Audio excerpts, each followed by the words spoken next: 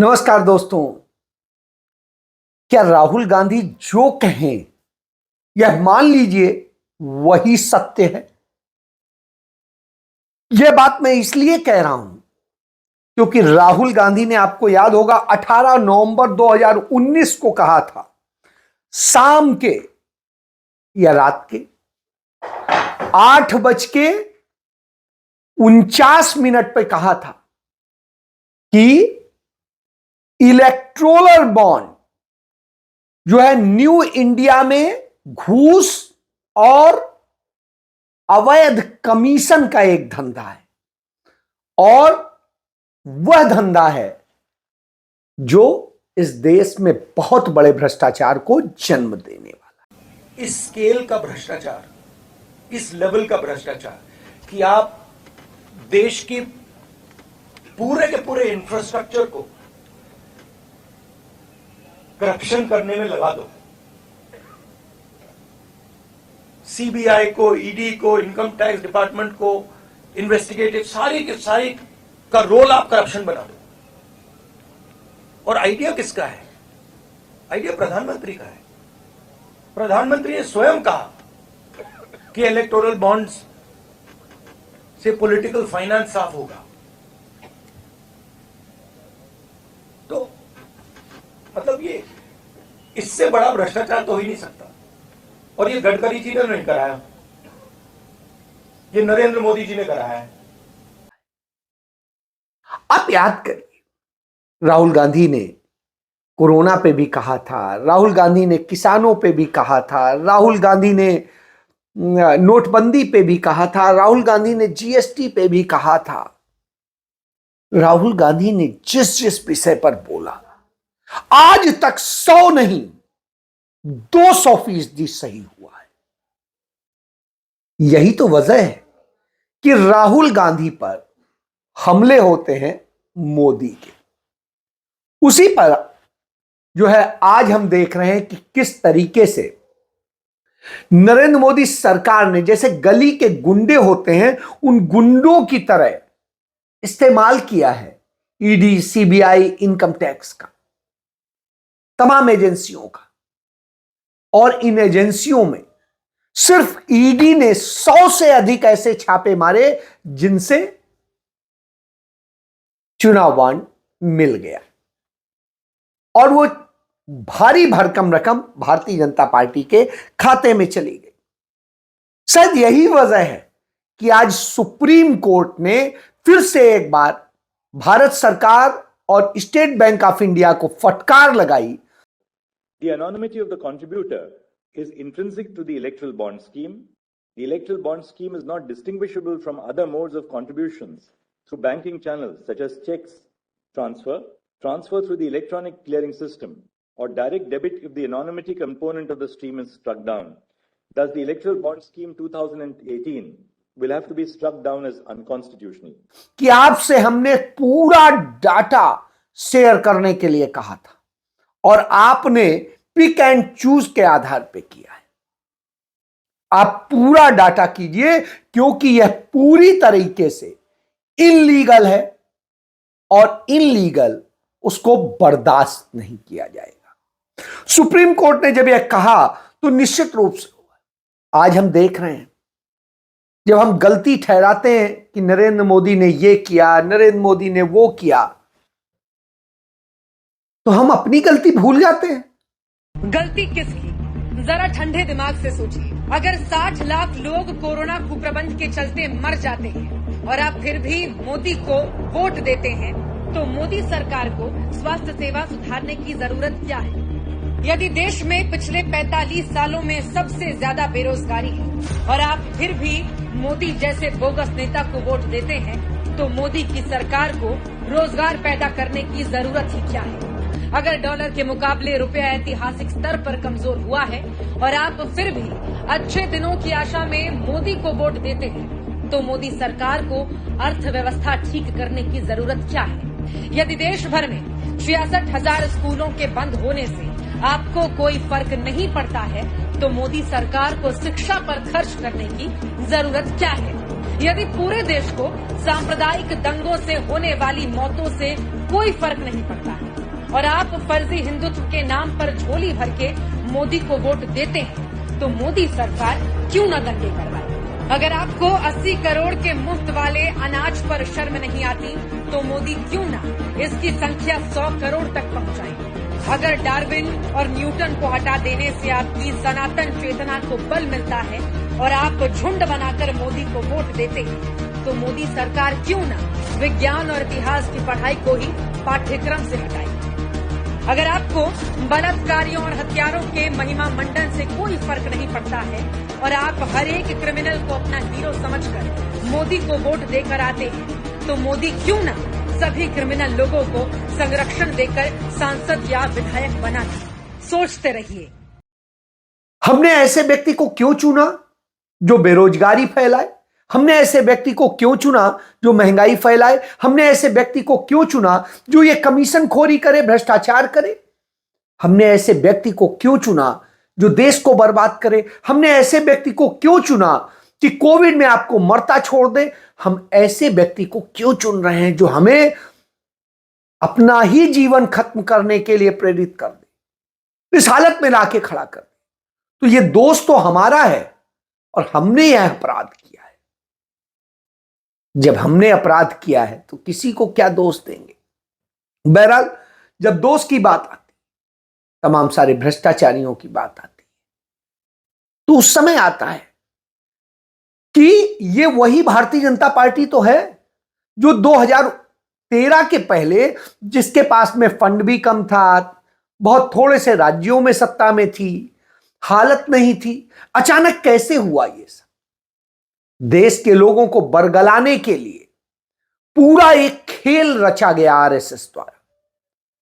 और उस खेल को कैसे रचा गया?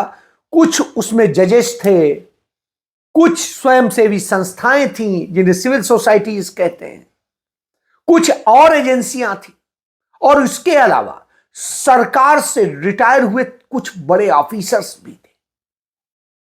अजीत डोभाल ने एक विवेकानंद फाउंडेशन बनाया था। उस फाउंडेशन ने इस पूरे प्रोग्राम की नींव रखी थी। इसमें पाकिस्तान और चीन से मदद ली गई थी। यही अरविंद केजरीवाल, इनकी जो एनजीओ थी उसको भी ऐसी मदद मिल रही थी। कुछ अमेरिका के सीआईए से जुड़े हुए लोग थे, उनकी मदद मिल रही थी। कुछ कनाडा में बैठे देश विरोधी तत्व थे, उनकी मदद मिल रही थी। और उन सब ने मदद करके मनमोहन सिंह सरकार, जो आर्थिक रूप से मजबूत और इस देश के लोगों को सबल बनाने में जुटी हुई थी, उसे उखाड़ना था। उसने किसानों, गरीबों, पिछड़ों, इन सब के लिए करने का फैसला किया था। इसलिए था क्योंकि पूंजीपति डरे हो। तो एक अन्ना नाम का ड्रामा चला, आप उसमें फंसे और आपने कहा भ्रष्टाचार भगाना है। और हुआ क्या? आज आपने भ्रष्टाचार इतना बढ़ा दिया कि आज देश शायद भ्रष्टाचारी देश हो गया है। आपने भ्रष्टाचार खत्म करने के नाम पर बात की, वोट दिया, आपने दिया महिला सुरक्षा, आपने दिया युवाओं को रोजगार, आपने दिया इन सारी चीजों को लेकर सुशासन के। लेकिन आपको क्या पता था कि हफ्ता वसूली सरकार आएगी?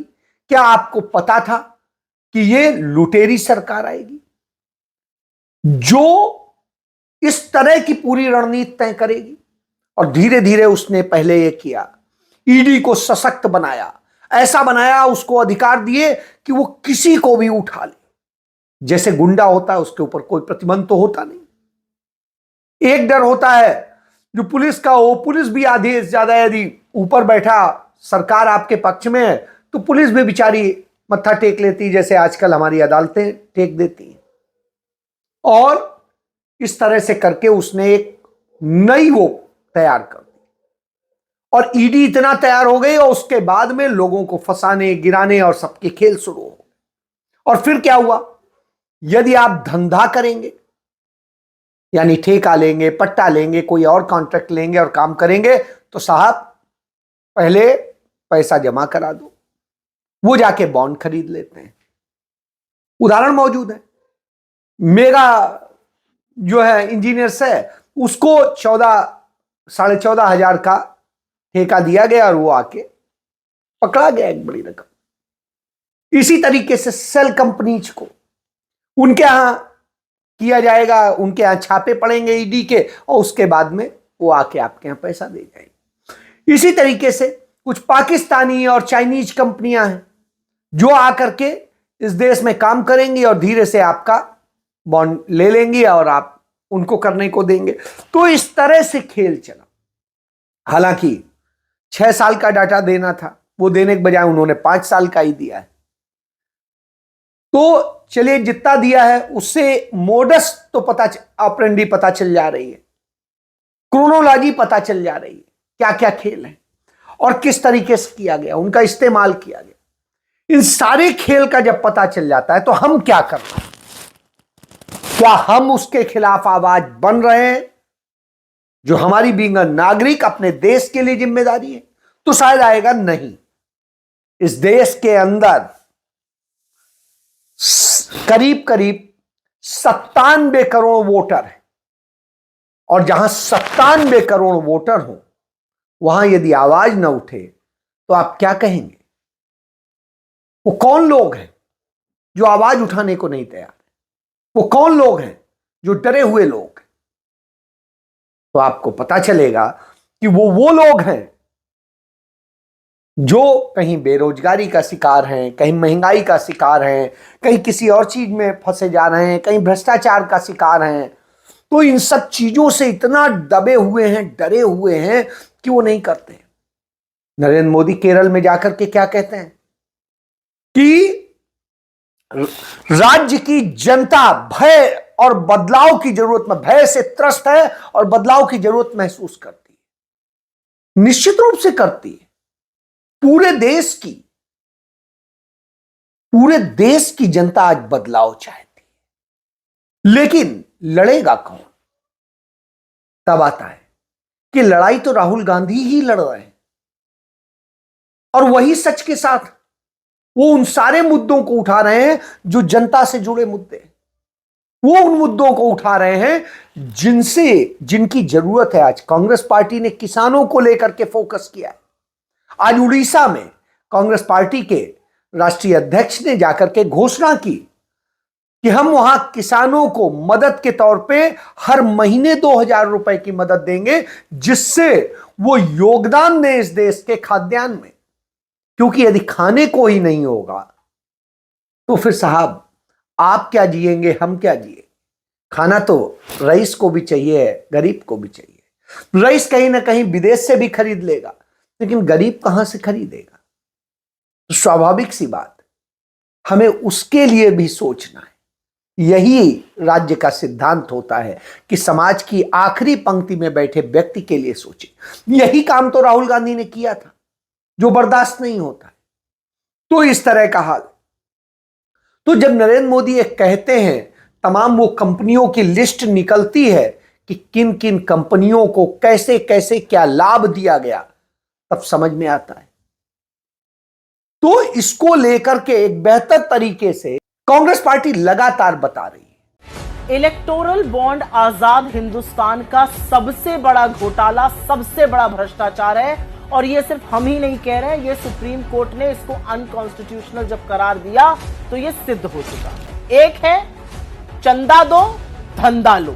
लोग भाजपा को भर भर के पैसे दे रहे हैं और फिर वही भारतीय जनता पार्टी की सरकार उन लोगों को तमाम प्रोजेक्ट्स और तमाम योजनाएं दे रही है। दूसरा जो सिक्के का पहलू है वो है छापा वसूली। ईडी, सीबीआई, इनकम टैक्स छापा डाल रही हैं और ये कंपनियां भर भर के खूब पैसे दे रही हैं भारतीय जनता पार्टी को। भला सोचिए कि जिस पार्टी की सरकार की एजेंसियां लोगों के खिलाफ जांच कर रही हैं, वो पार्टी खुद उन संदिग्ध, उन दागदार लोगों से, कथित दागदार लोगों से चंदा वसूली कर रही है। डीएलएफ 25 जनवरी 2019 को डीएलएफ पर सीबीआई का छापा पड़ता है। 9 अक्टूबर 2019 को डीएलएफ बॉन्ड खरीदता है। ये बॉन्ड किसको गए, ये मुझसे बेहतर आप जानते हैं। डीवीज लैब 19 फरवरी 2019 को इनकम टैक्स की रेड होती है। यहां पर 5 जुलाई 2023 को डीवीज लेबोरेटरी बड़े बॉन्ड खरीदता है। नवयुग इंजीनियरिंग, इस कंपनी के बारे में आप जानते हैं। 18 अप्रैल 2019 से लेकर 10 अक्टूबर 2022 तक इन्होंने करीब 90 करोड़ के बॉन्ड खरीदे। ये वही कंपनी है जो उत्तराखंड में सुरंग बना रही थी, जहां पर 41 मजदूर 17 दिन तक फंसे रहे थे। इनकी कोई जांच नहीं हुई। अब आप समझे क्यों? यूनाइटेड फॉस्फोरस 23 जनवरी 2020 यूनाइटेड फॉस्फोरस के यहां इनकम टैक्स का छापा पड़ता है। 15 नवंबर 2022 को वो मोटा बॉन्ड खरीदकर किसी को देते हैं। किसको देते हैं क्या ये मुझे बताना पड़ेगा। आईएफबी एग्रो 25 जून 2020 को आईएफबी एग्रो पर जीएसटी का छापा पड़ता है।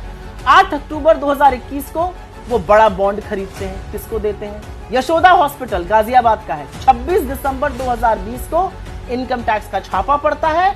अप्रैल 2021 से लेकर अक्टूबर 2022 तक इन्होंने 162 करोड़ के बॉन्ड खरीदकर एक पॉलिटिकल पार्टी को दिए। Hetero drugs and hetero labs 9 अक्टूबर 2021 पर इनकम टैक्स की रेड हुई।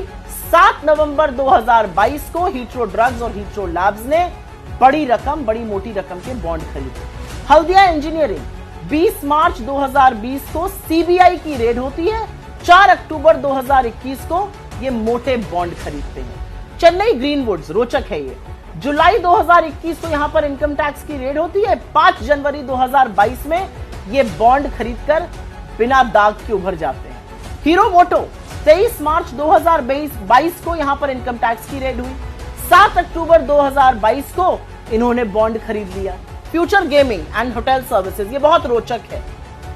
3 अप्रैल 2022 को फ्यूचर गेमिंग की होटल सर्विसेज की जो कंपनी है 409 करोड़ की संपत्ति ईडी अटैच करती है।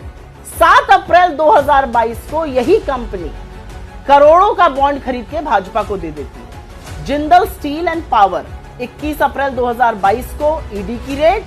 7 अक्टूबर 2022 को बॉन्ड खरीद लिए जाते हैं। माइक्रो लैब 14 जुलाई 2022 को इनकम टैक्स की रेड। 10 अक्टूबर 2022 को बॉन्ड खरीदे जाते हैं। क्या मैं बताऊं किसको दिए गए? एनसीसी 15 नवंबर 2022 को एनसीसी पर इनकम टैक्स की रेड होती है और नवंबर 2022 में भी एनसीसी बड़े बॉन्ड खरीदती है। कल्पतरु प्रोजेक्ट 4 अगस्त 2023 को इनकम टैक्स की रेड। 10 अक्टूबर 2023 को कल्पतरु प्रोजेक्ट बड़े बॉन्ड खरीदता है। डॉक्टर रेड्डीज लैब 13 नवंबर 2023 को डॉक्टर रेड्डीज पर इनकम टैक्स की रेड पड़ती है। 17 नवंबर 2023 को डॉक्टर रेड्डीज बॉन्ड खरीदकर एक पॉलिटिकल पार्टी को देता है। शिरडी साई इलेक्ट्रिकल 19 दिसंबर 2023 को इनके ऊपर इनकम टैक्स की रेड पड़ती है। 11 जनवरी 2024 को ये भी बॉन्ड खरीदकर सुरक्षित हो जाते हैं। और ऑरबिंदो फार्मा 10 नवंबर 2023 में इनके एमडी गिरफ्तार होते हैं। 15 नवंबर 2023 में इनका बॉन्ड खरीदकर दामन साफ हो जाता है। ये फलसफा है। अब उन कंपनियों की बात करते हैं जहां पर चंदा दो धंधा लो शुरू हुआ। मेगा इंजीनियरिंग अप्रैल 2023 में मेगा इंजीनियरिंग ने करोड़ों का चंदा भारतीय जनता पार्टी को दिया, कुछ अनुमान से 1200 करोड़ का। 14,400 करोड़ के प्रोजेक्ट मिले हैं इनको। फिर सीरम इंस्टीट्यूट की बात करते हैं जिन्होंने कोविशील्ड बनाई थी। 18 अगस्त 2022 को एक ही दिन में वो 52 करोड़ का चंदा देते हैं। 22 अगस्त को मोदी जी उनके वहां जाते हैं, मिलते हैं और कोविड वैक्सीन पर उनकी मोनोपोली बनी रहती है। चंदा दो धंधा लो। वेदांता 400 करोड़ का इलेक्टोरल बॉन्ड दिया और बदले में बीपीसीएल में हिस्सेदारी सौंपने का सारा इंतजाम भारतीय जनता पार्टी की सरकार ने कर लिया। Torrent power Bharatiya Janata party को डाला 86.5 करोड़ और उनको 7 मार्च 2024 को चाहे वो महाराष्ट्र हो या गुजरात हो 47,000 करोड़ का प्रोजेक्ट मिल गया। आईआरबी इंफ्रा जुलाई 2023 में करोड़ों का चंदा बीजेपी को दिया। सरकार की ओर से कुछ ही महीनों में लगभग 6,000 करोड़ का प्रोजेक्ट मिला। बात यहां पर खत्म नहीं होती है।